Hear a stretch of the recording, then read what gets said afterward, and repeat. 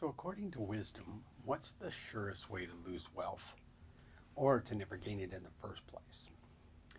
Well, any reading of Proverbs would say that laziness has to be close to the top of the list. With laziness, you're going to lose wealth or you're never going to gain it in the first place. Why? Because the lazy would rather do nothing than something. And they would prefer to do the least amount they could do to get by. Well, Proverbs says that's a disaster waiting to happen. Proverbs 19:15 says the lazy will go hungry. Proverbs 13:4 says the slacker craves but gets nothing. Proverbs 21:25 says slacker's craving is going to kill him because his hands won't go to work.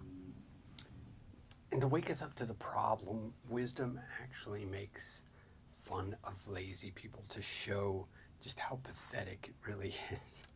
In chapter 26, there are several pictures it gives us of a lazy person.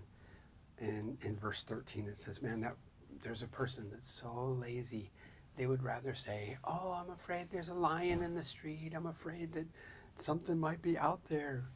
And so they make up all these excuses, these wild excuses to not work. And everyone just rolls their eyes. Verse 14 says, the lazy just flip on their bed. They go from side to side, and that's the whole scope of their ambition, is just to flip, just like a door on a hinge. It can't go anywhere. And Proverbs says the lazy people are going nowhere. And then in verse 15, it says there's a person so lazy that they'll put their hand in a dish for food, and they won't even bring it back up to their mouth. That's how lazy they are. Just picture somebody who's sitting on the couch, they stick their hand in the food, and then they just leave it there because they're just too lazy to even do something that's pleasurable like eating. All of this is meant to kind of alert us to the reality that laziness is a destructive thing in life. It's not something we can joke about and go, oh, I'm a lazy bones.